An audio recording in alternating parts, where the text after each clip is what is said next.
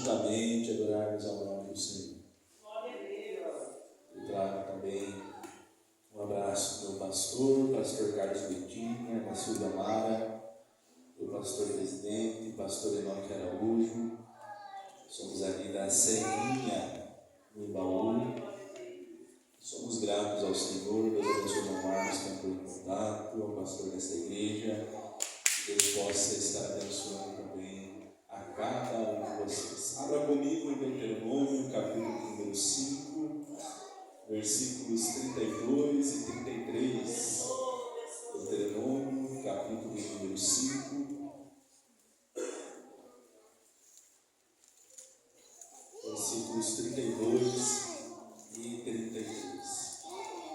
Peço desculpa aos irmãos pelo atraso. Não tivemos um dia bem corrido, por isso nos atrasamos. Nós somos gratos ao Senhor por termos chegado aqui essa noite. Amém? Olhai, pois, que façais como vos mandou o Senhor vosso Deus. Não declinareis nem para a direita, nem para a esquerda. Andareis em todo o caminho que vos manda o Senhor vosso Deus, para que vivais e bem vos suceda, e prolongueis os dias na terra que haveis de possuir. Amém? Pode se assentar glorificando ao Senhor. Essa piazada aí, pode pegar fogo aí, piazada. Vocês são fera demais. Nós tivemos um domingo aqui com os vizinhos, né? Os irmãos da área 3 ali, pastor Gilberto, ministrando, minha esposa louvando a Deus. Somos felizes em estarmos aqui com os irmãos hoje. Não conhecia, a minha esposa esteve aqui com a minha mãe quando ela veio ministrar já há algum tempo atrás. Mas eu fico grato ao Senhor por conhecer mais esta igreja que vai morar no céu. Irmãos, eu estive orando ao Senhor e buscando uma direção acerca desta noite, acerca desse trabalho. E o Senhor falou comigo ainda ontem, hoje pela manhã, quando eu estive ali falando com Ele acerca desse trabalho. E o Senhor colocou algo no meu coração, algo simples, mas é algo muito pertinente. E o livro de Deuteronômio é um termo grego utilizado como a segunda lei. Moisés faz uso desse livro para reforçar ao povo, haja vista que a geração, daqueles que haviam recebido os 10 mandamentos já havia quase todos falecido, exceto 3 homens. Moisés vê a necessidade, direcionado pelo Senhor, para novamente trazer os 10 mandamentos. Mandamentos esses que não precisaram ser mudados, ou quem sabe, de alguma maneira acrescentado algo, porque já era algo que vinha do coração de Deus para aquela nação. E eu falava com o Senhor, mas por que esta palavra, por que esta direção? Eu entendi que nós vivemos uma geração onde crentes, não somente jovens, mas irmãos e irmãs, preferem assistir a sua série, o seu filme oferecido ao demônio, do que dobrar os seus joelhos e falar com o seu Deus antes de dormir. Uma geração que prefere estar aplicada às coisas deste mundo, passando horas nas suas redes sociais e não consegue ler 10, 12, 15 versículos da palavra do Senhor. Eu me preocupo muito, mas eu sei que o Senhor tem propósitos com a nossa geração. Mas eu me preocupo porque as coisas do mundo têm influenciado a vida de muitos. E o pecado está a apenas um clique de distância de nós. E o Senhor me falava acerca deste homem Moisés, e é sobre ele que nós iremos comentar nesta noite. Moisés, nascido de uma das israelitas, nasceu em um período complicado, porque o povo já estava há 400 anos no Egito cativo, sendo pisoteado, chicoteado dia após dia. E a Bíblia fala que José morre toda a sua casa, a sua geração, e pelo fato da morte dessa geração de José, o novo rei do Egito, o faraó, não conhecia o povo de Deus e as promessas que o Senhor havia feito àquele povo. E a palavra diz que então ele começa a observar, e o povo começa a crescer de maneira tremenda, e ele se assusta pensando que futuramente o povo podia se reunir com um dos seus inimigos e destruir a nação do Egito. Por isso a palavra diz que Faraó pesa a mão sobre o povo e dobra o seu trabalho. E os maiorais dos israelitas, eles eram então judiados de maneira terrível, para mostrar aos outros subordinados o que lhe aconteceria. Mas a palavra de Deus diz que quanto mais o povo era oprimido, quanto mais chicoteados, mais o povo crescia. E isto é, na verdade, decorrência de uma promessa que o Senhor havia feito para Abraão. Você se lembra que quando Abraão saiu da tenda, o Senhor disse a ele: a sua descendência será como as estrelas dos céus. Alguém olha o povo crescendo no Egito e não entende, mas na verdade era cumprimento de promessa. E todos nós que estamos aqui temos promessas. Eu já gostaria de contar um breve testemunho a respeito disso. Havia um rapaz nascido lá em Campo Largo, e quando ele ainda estava no ventre da sua mãe, a mãe não sabia qual era o sexo da criança. Na época eram muito pobres, e o SUS não contava qual era o sexo da criança apenas no nascimento. Se você quisesse pagar a consulta, o ultrassom, ele te contava, caso contrário não sabia. Mas tem um Deus que nos conhece. E ela estava ali no culto, no círculo de oração pela tarde, irmão Marcos. O Senhor tomou uma das suas servas naquela tarde e o Senhor disse: filha, no seu ventre está sendo gerado um varão. Eu farei uso da vida deste para pregoar o meu evangelho, para ministrar a minha palavra. E ali o Senhor liberou tantas outras promessas. E desde muito cedo fará a minha obra e saberão que eu sou com ele. Só que na hora do parto, infelizmente, ela teve algumas complicações na hora de ganhar a criança. E a criança que nasceria no dia 10 veio nascer apenas no dia 20. 10 dias de atraso, se analisarmos a última data estipulada pela medicina. E quando a criança foi nascer, o médico já disse: mãe, o seu filho trará algumas sequelas, porque ele passou 10 dias do último dia estipulado pelo médico. O tempo se passou e aquela mãe começou a observar que o seu filho não se desenvolvia como as outras crianças. Os irmãos viram o meu pequeno ali, só faltou subir pela parede, é desse jeito mesmo, é acelerado. E aquela criança não era, falava com ele, ele não olhava, não atendia aquela voz quando chamavam. E ela levou ao médico, e o médico fez os exames lá em Campo Largo, e o médico disse: mãe, o seu filho é surdo. Pelo fato da surdez do teu filho, ele será mudo pelo resto da vida. Não vai falar e não vai ouvir nada. Mas ela era componente do círculo de oração. Olha as mulheres, a importância delas. Não se desesperou, mas hoje tem uma coisa que ela fez que muitos já não sabem mais. É boca no pó, é jejum, é oração. E ela se colocou na brecha, na posição que Deus queria que ela ficasse. E ela tinha um irmão que hoje tem uns 45, 46 anos de idade, que passou apenas 7 dias, 5 ou 7 dias do prazo de nascimento. E ele até os dias de hoje é surdo e mudo. E ela dizia: Senhor, mas ao meu filho o Senhor liberou uma palavra. E eu creio no poder que há em Deus. Aleluia. Alguns anos se passaram e eles estavam em um congresso de missões na cidade de Curitiba, em um grande ginásio de esportes.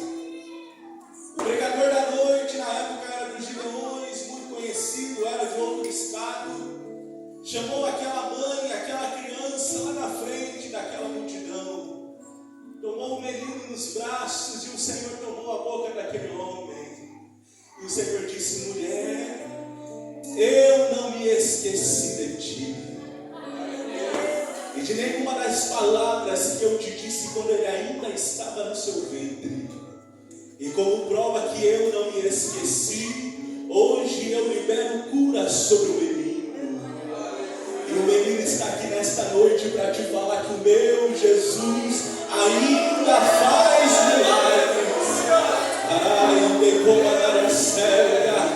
Como o irmão que esteve aqui disse, não éramos nada, éramos usados pelo mundo, mas hoje o Senhor nos trouxe aqui para dizer que Ele ainda faz. Não existe impossível para o teu Deus.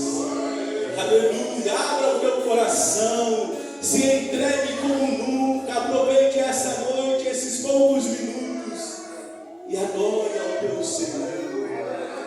Porque o mesmo Deus que me curou há alguns anos, Ele já se faz presente.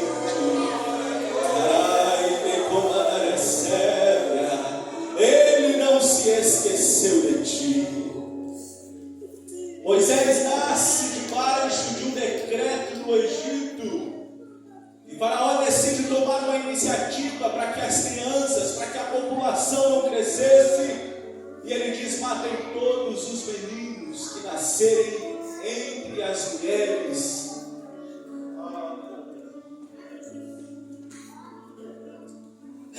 E a palavra fala que então Moisés nasce debaixo desse decreto do céu.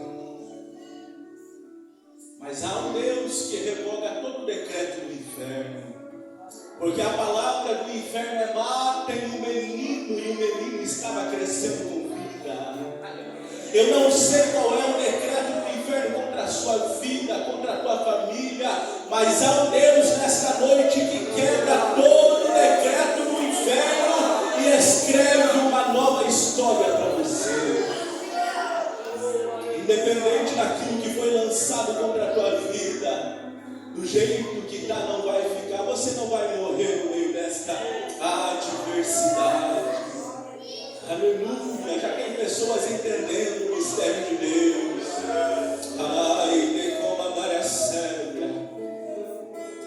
Porém, Moisés cresce. Sabemos a história aqui, eu preciso me adiantar. Ele então é adotado pela princesa do Egito, a filha de Faraó, e ele se torna um neto adotivo daquele homem. Moisés, quando cresce, certa feita ele vê um dos egípcios matando um do seu povo, dos israelitas. E a palavra fala que então ele mata aquele egípcio e comete um pecado, comete um erro, assim como nós cometemos erros o tempo todo. Mas a graça do Senhor Jesus nos alcança. Aleluia. Aquele homem, então, com 40 anos de idade, sai do Egito e foge para o deserto de Midian. E lá ele fica mais 40 anos no deserto. Quando Moisés volta ao Egito para cumprir, então, o propósito do Senhor, Moisés já está com 80 anos de idade. Em Atos nos fala isso. Moisés volta com 80 anos de idade. Os 40 anos que Moisés ficou no deserto não foram 40 anos de esquecimento, mas foram 40 anos que o céu estava tratando o caráter daquele homem. Não eram 40 anos sendo esquecido, porque quando Moisés volta ao Egito, ele volta sendo pastor de um rebanho. Os 40 anos serviram para que o Senhor moldasse o caráter daquele homem. Aí chegamos no capítulo de número 3, eu acho esse texto lindo. Capítulo 3 de Êxodo. E a palavra nos fala que Moisés então estava cuidando do rebanho do seu sogro, chamado Jetro. E ele leva o rebanho atrás do deserto e veio ao Monte Horebe. E Moisés está ali comandando toda aquela criação do seu sogro. E o que eu acho lindo é que Moisés passa naquele dia. Até então o Senhor não havia falado com Moisés. Moisés, com 80 anos de idade, nunca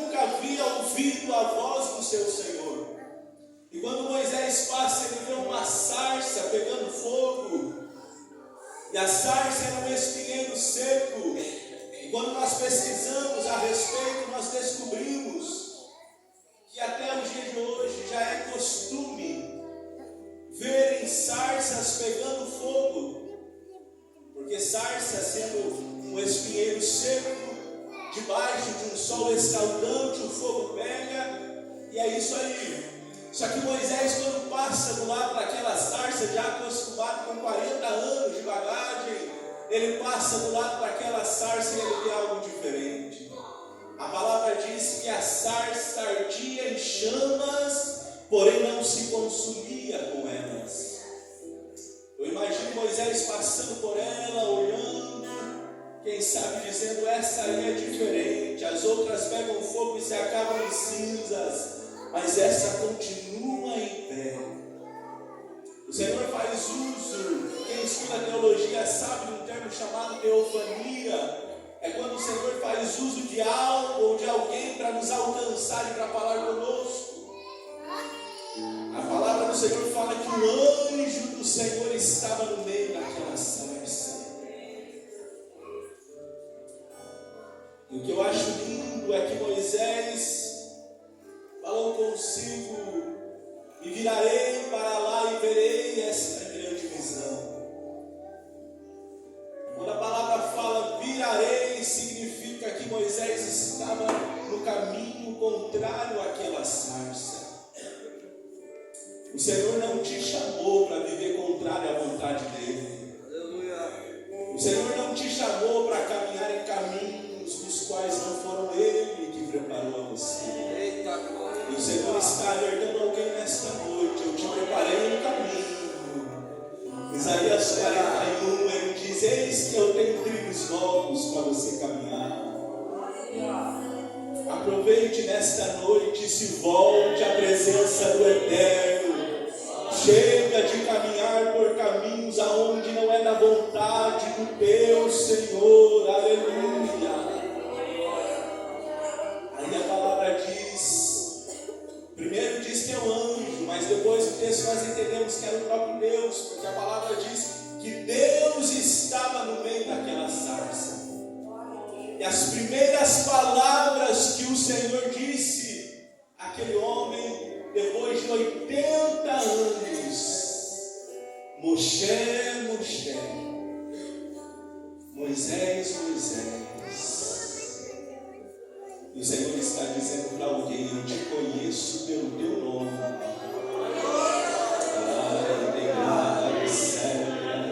As primeiras palavras, o Senhor disse: Moisés, Moisés. O Senhor estava mostrando a ele: eu te conheço pelo teu nome, e tu não estás esquecido nesta caminhada. Eu contemplo você daqui do alto, eu te conheço as tuas limitações, conheço as tuas fraquezas, conheço o teu deitar e o teu levantar. Eu te conheço por dentro e por fora. Aleluia. O Senhor chama aquele homem para uma grande missão. Você está cuidando de um rebanho, mas você cuidará de toda uma nação. Eu te preparei no deserto para pastorear agora uma nação. Aí Moisés começa a sua trajetória com o Senhor, e nós conhecemos.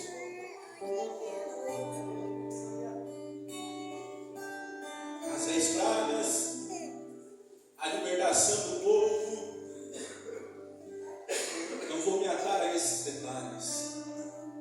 O povo então é liberto do Egito. Só que a palavra diz em Números que havia um bando que saiu junto com o povo de Deus. A Bíblia usa esse termo: havia um bando, algumas pessoas, um pequeno grupo dos egípcios que saíram do Egito junto com o povo do Senhor. E aquele pequeno grupo influenciou o povo a sentir saudades do Egito. Por isso eu preciso falar: cuidado com quem você anda.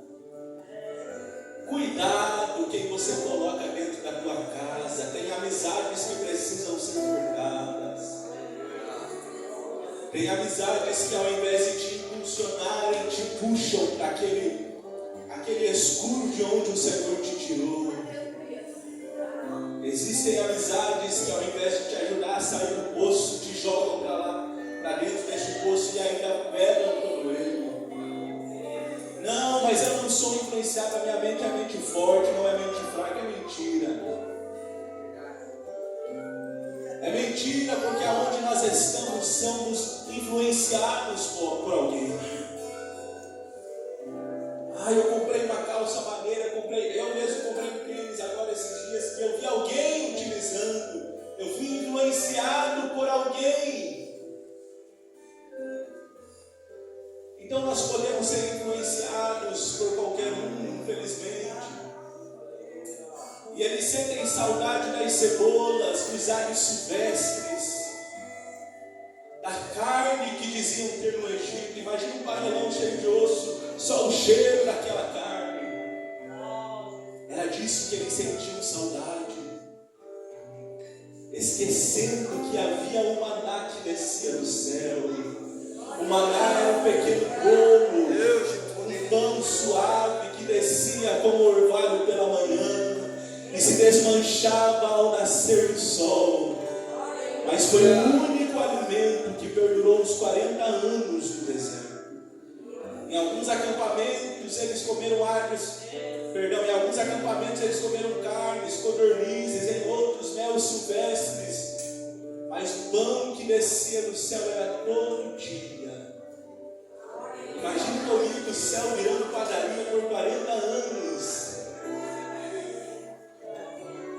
Não, eles queriam alcançar aquilo que era terreno.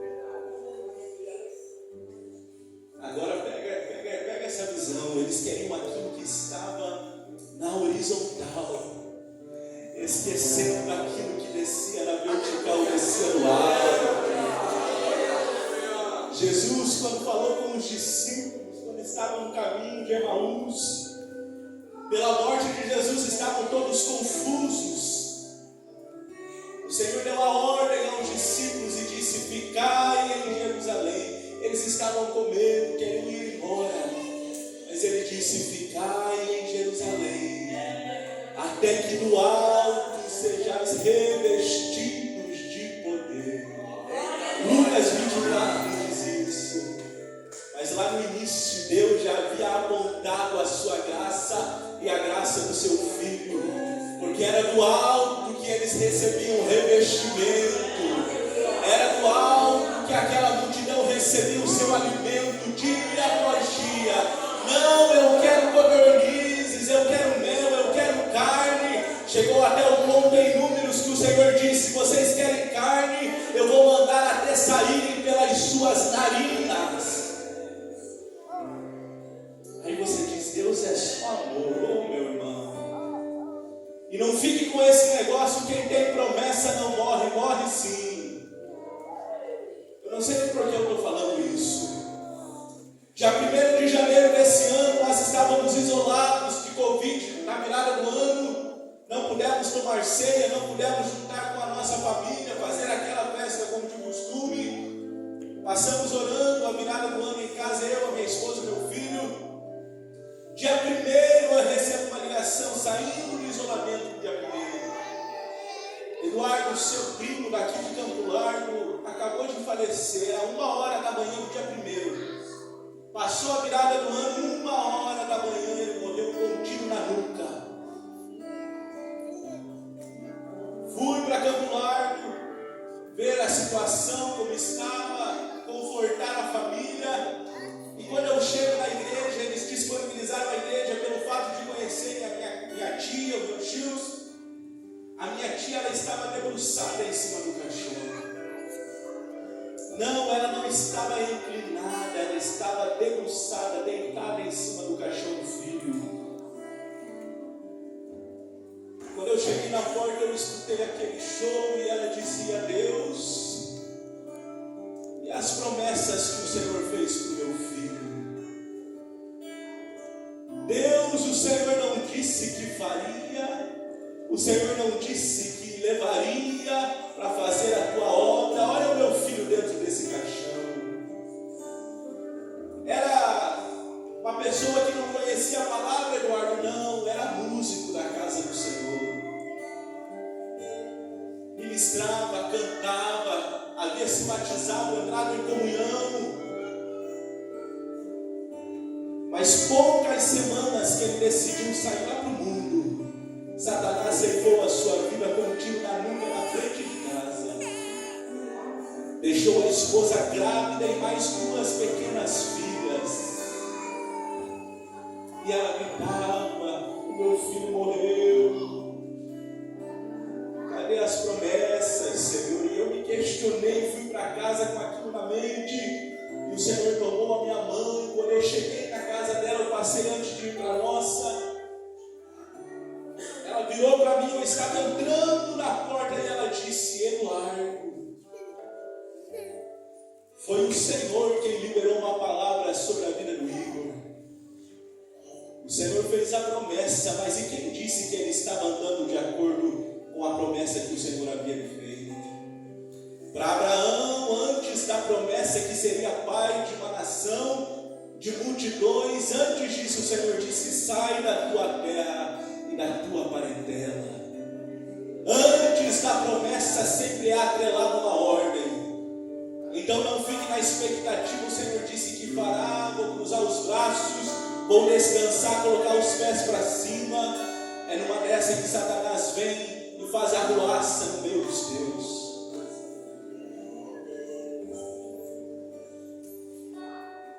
E quando eu cheguei aqui, o Senhor falava comigo. Ele marcou um encontro com pessoas que estão com o seu ministério adormecido aqui. Cantava e já não canta mais. Pregava e já não prega mais. Situações da vida fizeram com que essas pessoas paralisassem. Mas hoje o Senhor te chama para um novo tempo. A minha graça te alcança. A minha graça te renova. A minha graça te perdoa. Mas eu preciso que você venha. Se coloque de pé, nós temos ainda alguns minutos.